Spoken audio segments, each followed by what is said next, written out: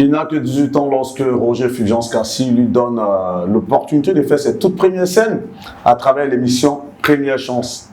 Et depuis lors, combien d'années après? Pratiquement 35 ans, si je ne me trompe pas. Ouais. Facilement. Mais peut dire 36 ans. Même. 36 ans, voilà. Vous l'avez reconnu, mon invité c'est Ismaël Isaac. Il est venu de la France où il est resté quelques semaines pour un repos médical. Et là, il nous reçoit en ce jour dans sa belle demeure à Yopougon, quartier Maroc. Ou bien c'est Bracodi? Oui, c'est Maroc. Cité Bracodi. Cité Bracodi. Nyangono à droite, Cité Bracodi. Merci. Quand on arrive, on voit chez le Gangaba de Treichville, Ismaël Isaac, la résidence Ismaël Isaac. Oui. En tout cas, merci de nous recevoir. Oui, merci beaucoup, mon frère.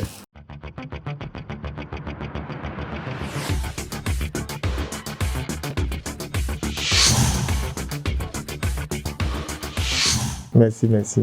C'est toujours un plaisir de se retrouver. Moi aussi, vraiment, je suis très content. Parce que là, je viens d'arriver là. Ça n'allait pas. Ben, je pense que le bon Dieu n'a pas encore besoin de moi. Sinon, c'était pas facile. Ça n'allait pas du tout. Mais c'est Dieu qu'il faut.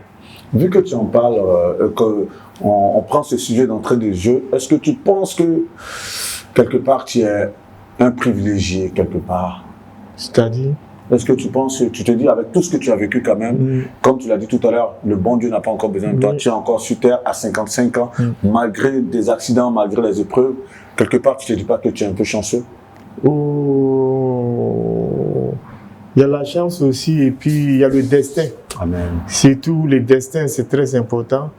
Je pense que moi je crois beaucoup au destin. Ce qui est écrit dans le destin, c'est ce qui se réalise. Donc je pense que je suis là encore. Parce que c'était pas facile, même avec l'accident, tout le monde disait que j'étais mort. C'était pas facile, tout le monde disait que Ismaël était mort. Et puis j'ai perdu un de mes collaborateurs qui faisait plein de choses pour moi. Kamori. Le Djoula, ouais. Mori le Djoula, paix à son âme. Un grand technicien. Je peux dire, c'était un génie. C'était un génie. Et puis bon, voilà quoi. Et après l'accident, moi je me rappelle que les gens me cherchaient. Ouais. Les gens me cherchaient. Moi, la voiture m'a projeté dans un trou. C'est un vieux qui m'a retrouvé dans un trou. Hein. Ouais. C'est un vieux qui a dit que non, celui qu'on les cherche là, il est dans un trou là-bas. Donc, ils sont partis et puis ils m'ont enlevé dans le trou. Ouais. Le jour là, Chico aussi était là-bas, Chico Lacoste, on se suivait. Parce que lui m'avait dit de monter dans sa voiture. Nous, on avait nos voitures. Il me dit, moi je suis deux seulement dans la voiture, viens monter. Il dit non, comme on va à la station, arrivé à la station, je vais monter dans ta voiture. On n'a même pas arrivé à la station, il y a eu un accident. C'est quelque chose qui doit arriver. C'était pas facile. L'accident dont tu parles, on le rappelle, a eu lieu en octobre. Voilà, en octobre 2015. 2015, et c'était pendant la campagne présidentielle. Et on m'avait invité. Et je me rappelle aussi, même celui qui est décédé, c'est lui qui était beaucoup chaud pour partir. Moi, j'ai dit qu'on était fatigué, on peut reporter. Il dit non, on ne peut pas reporter. On ne peut pas reporter. Les personnalités ont besoin de nous, il faut qu'on arrive là-bas. Il dit bon, ok. Ils ont insisté, c'est lui-même qui a beaucoup insisté. Donc on est parti, bon, lui il est resté dans l'accident. C'était pas facile quoi. Mais ce que je retiens de tout ça, qui est très important, c'est que le gouvernement ne m'a pas laissé.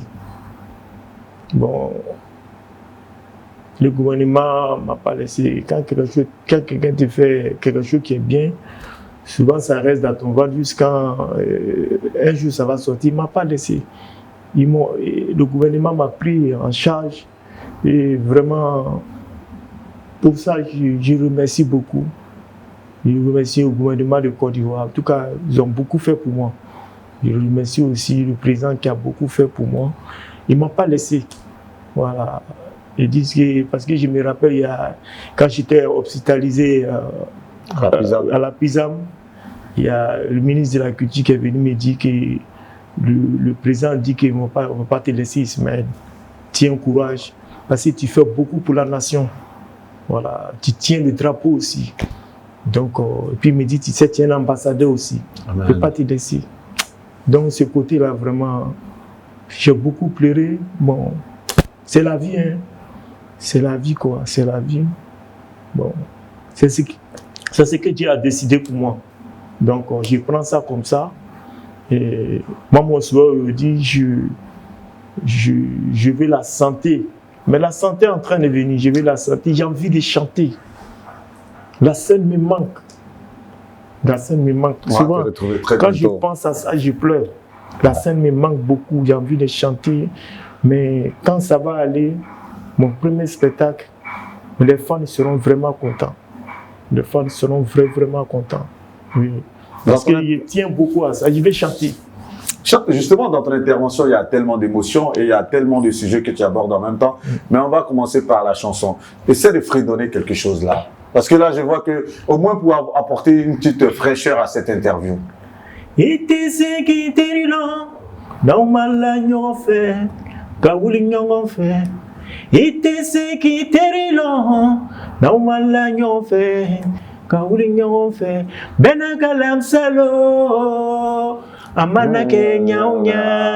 Pour Siri, très belle chanson sur l'album qui va nous sauver sorti en 2020.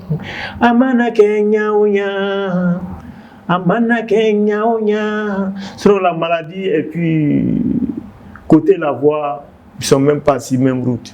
Ma voix, vraiment. Tes cordes vocales restent toujours aussi incisives. Je remercie toujours le bon Dieu, quoi. Wow. Je remercie toujours le bon Dieu. Quand j'étais malade, j'avais peur, surtout côté de ma voix, mais alhamdoulilah, le bon Dieu, jusqu'à là, il a protégé ma voix.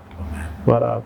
Parce que le jour où je vais retourner chez Dieu, il faut que je retourne avec la voix, là.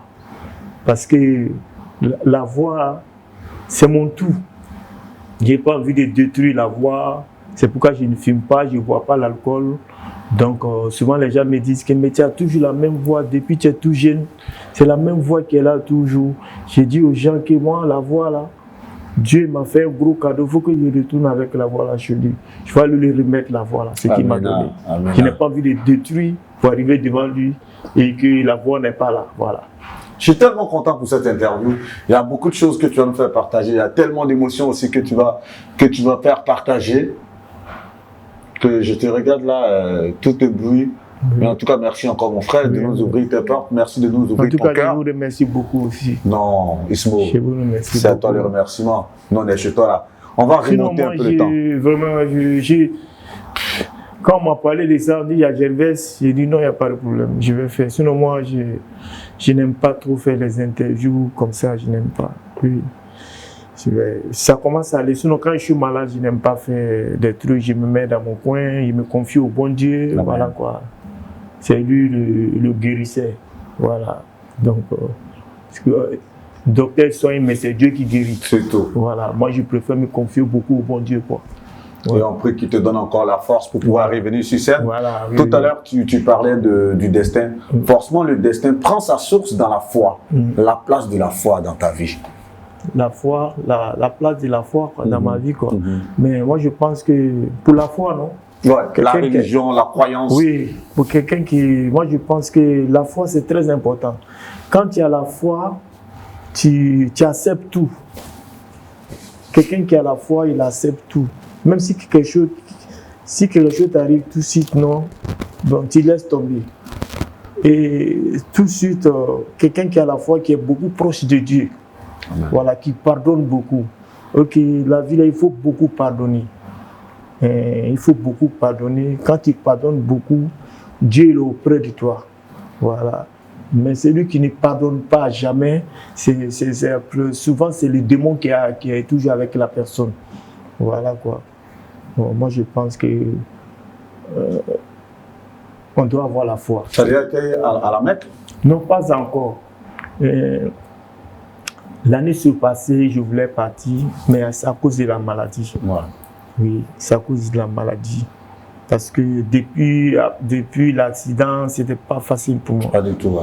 C'est pas facile. Même souvent, j'ai des grands contrats, beaucoup de contrats. Et j'ai signé même le contrat. Et puis bon, Au dernier moment, après, au dernier moment, ouais. l'organisateur, moi-même, je l'ai fait, sinon je ne peux pas le faire. Ma santé d'abord. Tu vois, ma santé d'abord. Voilà. En tout cas, donc on a fait beaucoup de semi-live. Des lives, j'ai annulé beaucoup aussi. Mais je pense que ça commence à aller. Ça commence à aller avec le soutien des gens. Tout à fait. Et puis tout dernièrement aussi, quand j'étais en France aussi, il y a eu la visite des frères artistes. Oh oui, Gadi Seli, Serge Kassi, Abou Gallier. Oui, j'étais trop content, tu vois. Et ça m'a fait réfléchir, dire, voilà mes frères. Donc, il dit, moi, mon souhait, il dit, je veux voir tout le monde au pays. Parce que moi, c'est un rassembleur. Voilà. Moi, ce n'est pas un chanteur qui divise les gens. Moi, c'est un rassembleur. Depuis que j'ai commencé la musique, si je vois des frères qui chantent, je ne prends pas de parti. Voilà. Je ne cherche pas à comprendre des détails ou des explications. Non, non, non. Donnez-vous la main, on avance. Voilà, moi, c'est comme ça. Moi, c'est la paix ou rien. Voilà. Ça se voit en tout cas dans tes différentes chansons. Je veux la paix. Mes frères qui ne sont pas là, je veux voir tout le monde au pays. C'est la paix, je veux la paix. On n'a qu'à chanter, on n'a qu'à s'amuser. Se retrouver dans la joie, ouais. Oui, sourire, partager on va manger le garba, on n'a qu'à manger la loco. Et tu comprends. Faire des concerts, c'est ça que moi je veux. Super. C'est ce que moi je veux. Oui. On va remonter le temps un peu pour se replonger dans ton enfance. Ismaël Isaac est né à 13 juillet. Comment s'est passé précisément? C'est à l'avenue 6, rue 20 Barré. Ok. Oui. D'abord, je salue tous les Trévillois, tous mes frères d'enfance. Ce qui est bien à Tréville, les enfants de Tréville, ils sont beaucoup solidaires. Ça, j'ai remarqué ça depuis tout petit. Voilà. Quand les autres savent que tu as un problème, tout le monde est là. Tréville seulement, on est solidaires. Et puis bon, je remercie beaucoup Treichville. C'est là que j'ai fait une chanson, j'ai dit que s'il y avait tombeau à Treichville, s'il y avait cimetière, voilà, s'il y avait cimetière à Treichville, on allait m'enterrer à Treichville. C'est dans quelle chanson tu dis ça? Kaburu, kaburu be Treichtaon, ne kaburu tu me Treichtaon. On se tombe doye, y'a les sengras boite mal, les boite mal, les zigeiwayu. Voilà, ça c'est la vie de Treichtaon. Super. Oui. Cette vie-là, on veut que tu la partages avec nous. Comment était ton enfance? Non, c'était pas facile. C'était pas facile. Parce que moi, ma vie n'était pas facile du tout.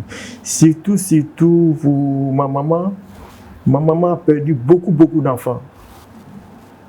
Arrivé un moment, ma maman, d'après elle-même, se disait qu'elle n'allait plus avoir enfant. Ma mère, elle a perdu plein d'enfants. Tu vois. Moi, je suis le 5e. Ok. Vous êtes combien au total? Oui, on est actuellement là, on est 6. Ok. Voilà. Sinon, ma mère, même, elle a perdu plein d'enfants avant que moi, je n'arrive. Donc, moi, je suis le 5e. Moi, je viens au monde, tout le monde est content, le Dieu est content. Et on fait un grand baptême pour moi. Bon, moi aussi, après, j'ai eu la maladie polio. Donc, ça m'a paralysé. J'ai eu la maladie polio. Donc, je ne pouvais même pas marcher. Je ne pouvais pas marcher. Ouais. Je ne pouvais pas marcher. Donc, avec les rééducations, ma mère, tous les jours, je suis de Treichville, tout. Mais il me souvient, le docteur là, qui s'occupait de moi, le français, il disait toujours à ma mère que ton enfant là, il va debout. Parce qu'il est très courageux. Ouais. Voilà. Souvent, ma mère me regardait pleurer. Il dit non, pas pleurer. Il va marcher. Parce qu'il est courageux. Il est très courageux, il va marcher. C'est à quel âge tu t'es mis véritablement sur pied alors du coup? Ben,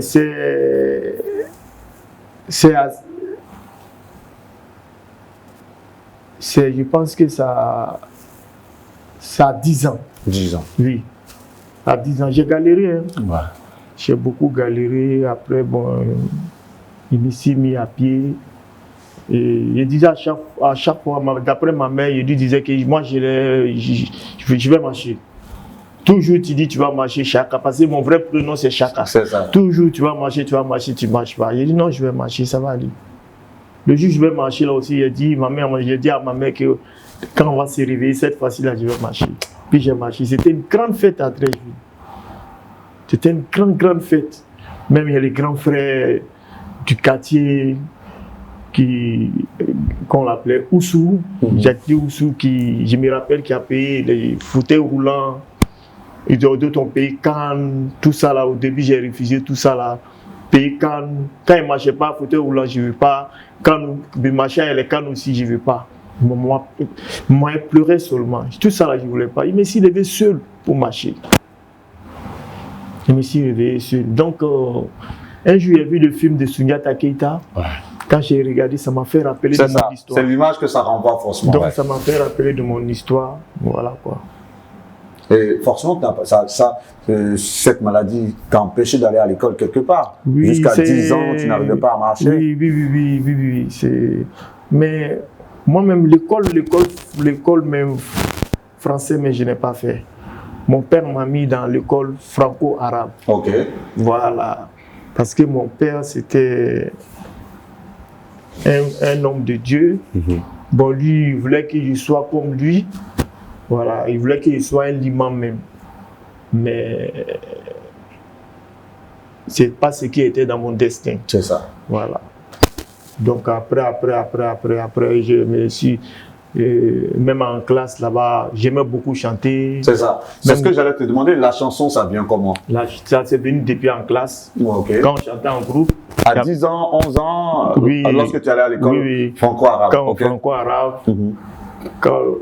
Quand on chantait ensemble, il y a une voix qui dominait la voix de tout le monde. C'était la tienne. Oui, donc le prof dit attention, parce que quand vous chantez ensemble, je vais un guide. Un lead, ouais. Voilà, un lead qui va me remplacer souvent si j'écris les chansons, qui va vous apprendre à chanter.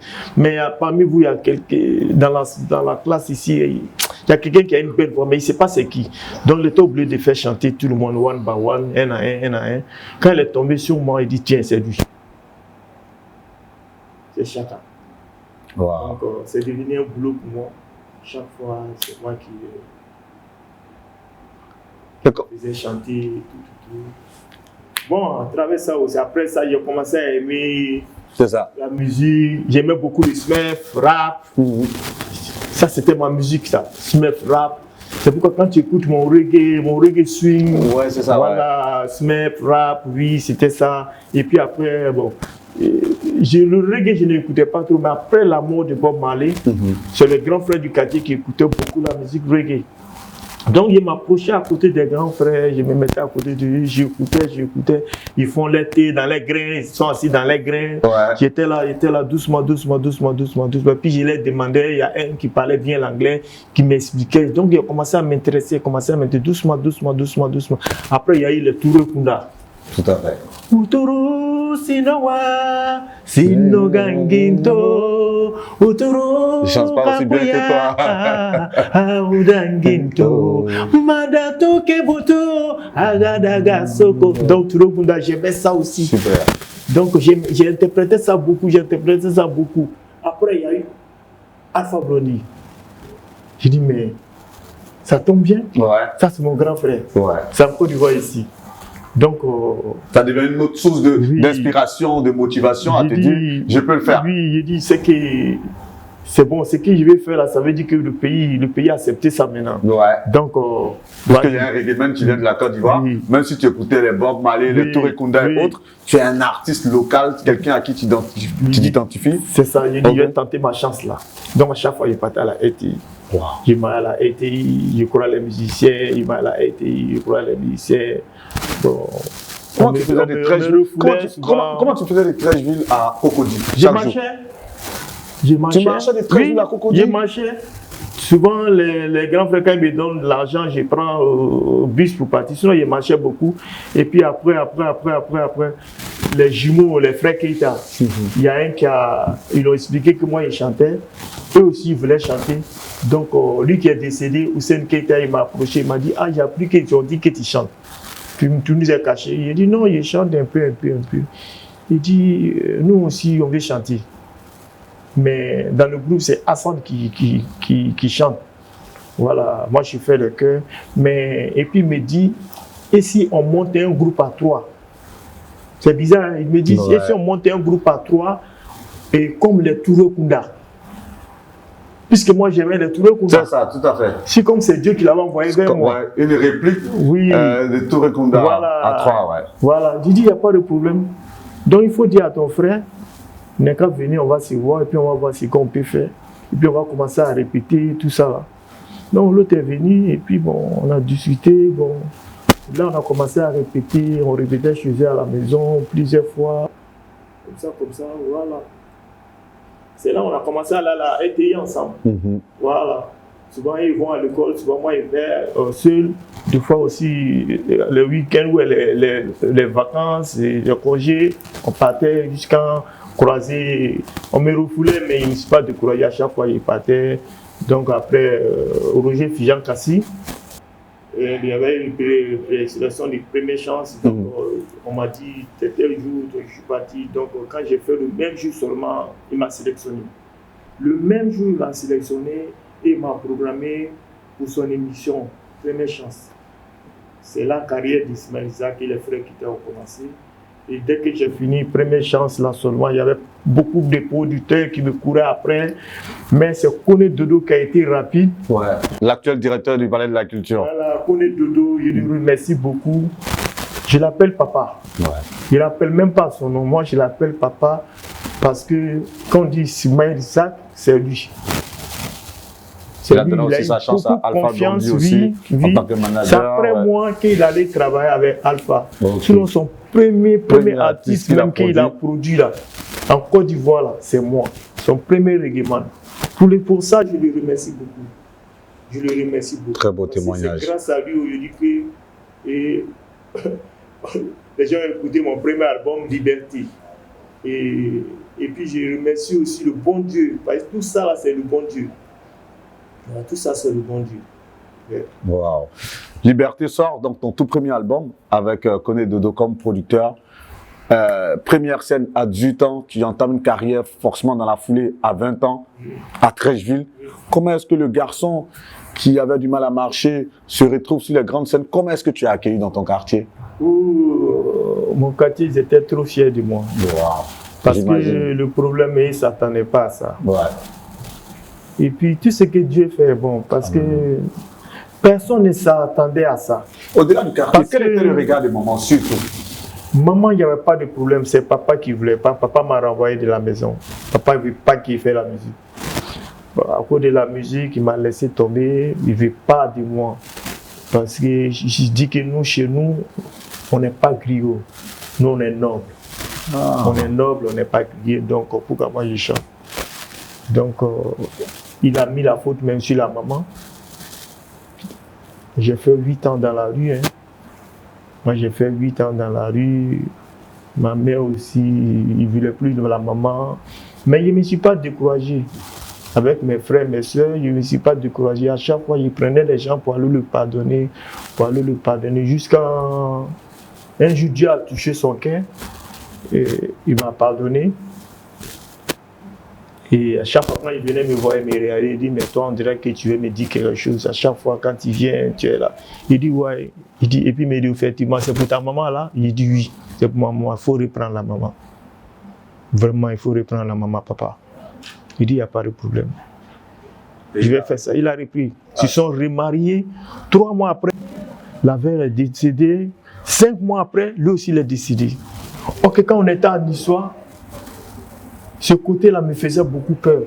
Je ne voulais pas que quelque chose m'arrivait. Ou bien à mon papa. Ou à ta maman, ouais. Et à ma maman. j'allais être malheureux. C'est clair, ouais. Oui, je l'ai dit, c'est à cause de moi. C'est ça. Mais il ne sait pas si c'est Dieu même qui a touché le cœur du papa et que, voilà, réconciliation, tout le monde, on est réconcilié. Et puis, la maman s'en va dans sa main, lui aussi après. 5 mois après, ouais. Les vieux m'ont dit, ne pleure pas. Tu pleures pourquoi? Dieu t'aime. C'est là qu'il a fait Doua ou Dembe Sege Sege Ate Malo. Doua ou Dembe Sege Sege Ate Malo. Wow. Un enfant béni va comment connaîtra jamais la honte. C'est tellement beau comme témoignage. Donc justement, lorsque ta maman décède et que 5 mois après aussi ton père décède, tu sors la chanson. Oui, c'est là que j'ai fait la chanson, comme on a fait, un enfant béni va beau souffrir, comment, Ouais. il connaîtra jamais la honte. Jamais. Doua ou dembe sege sege ate malo. Doua ou dembe sege sege ate malo. En tout cas, c'est un enfant béni. Mais je vais revenir sur une petite parenthèse. Comment ça se fait? Tu sors ton premier album, Liberté, au moment où tout le monde doit être content, les parents doivent être contents, le quartier est heureux de se dire, ah, Ismaël Isaac est en train de faire la fierté du quartier, il est sur une voie de réussite. C'est là que papa te chasse de la maison. Oui, même parce qu'il ne voulait pas. Lui, ça ne l'intéressait pas. Et les 8 ans que tu passes dehors, tu les passes où? Je les passe de gauche à droite. Hein. Je dormais de gauche à droite, Et c'est là, vraiment, Mais j'avais des conseils de maman passée là-bas. Maman me disait à chaque fois, faut pas donner raison à papa. Faut savoir choisir tes amis. Voilà. Il faut pas boire l'alcool. Faut pas fumer la drogue. Voilà. Là, un jour, il va se dire non, même il s'est trompé aussi. C'est ça. Voilà. Donc, il jouait pas avec ça. Mais tout seul dans la rue comme ça, j'ai croisé plusieurs personnes, tu vois. De mauvaises compagnies quand même. Beaucoup de compagnies, et puis les mots de la rue, les codes de la rue, le code de la vie. J'ai appris plein de choses. J'ai grandi dedans. Bon, même mon côté, chanter la rue, chanter Noussi. C'est pas pour imiter quelqu'un, j'ai grandi dedans. C'est quelque chose que tu as vécu, J'ai grandi dedans. Donc, c'est quelque chose qui est naturel. Même, c'est à cause de ça, même tous les grands Noussi, tous les guerriers du pays, tout le monde connaît Ismaël Isaac. Voilà. Et puis, le vrai Noussia, mais c'est ma génération. Le vrai Noussia, c'est commencé sur ma génération. Voilà. C'est moi, dans les années 80, ouais. Oui, ma génération, les Boni, Guy Vincent. Et puis on avait nos grands frères. L'époque de Farémois et autres. Oui, les Farémois, les Maplissés, ça c'est ma génération. Et puis on avait nos grands frères aussi, comment on appelle, John Pololo, Grand Vegas, Bobby Solo, Blocus, tu vois, DJ Diouf. Wow. Voilà. On a eu les grands frères aussi à Chao, qui est aux États-Unis. Voilà, carrément, le vrai Blekis même, oui. Le vieux père Blekis, voilà. Donc ce n'est pas facile. Quel rapport vous entreteniez justement avec toutes ces personnalités, tous ces visages, on va dire, du Noussi en son temps, du ghetto? Quel rapport tu entretenais avec toutes ces personnes-là? Bon, notre rapport, moi d'abord, il y a le respect. Ok. Il y a le respect et puis bon, et puis on se connaît. On se connaît. Quand tu dis vous connaissez, ça se tend quoi? On se connaît parce que moi, quand je vois, il croise un Zigueï tout de suite. Quand je croise un Zigueï, quand il me voit, il sait déjà. Comment ça? Voilà, parce que souvent il y a le code entre nous. Tu vois? Souvent, même s'il n'a jamais causé avec moi, il connaît des gens qui me connaissent bien, qui ont parlé de moi. Donc c'est comme ça. Voilà. Parce que le Noussia, c'est ça, ça ne se force pas. Ça se pose pas. Quand tu dis que vous avez vos codes, c'est quoi? On peut se dire peut-être vous étiez trempés dans des deals ensemble ou c'est quoi en fait vos codes? Oui, il y a eu plein de choses. Hein. Comme quoi? Dites-nous ça. Moi, en tout cas, j'ai grandi dans un milieu où vraiment il y avait des vrais bandits. Hein. Ah ouais? Des vrais bandits. et puis des vrais guerriers.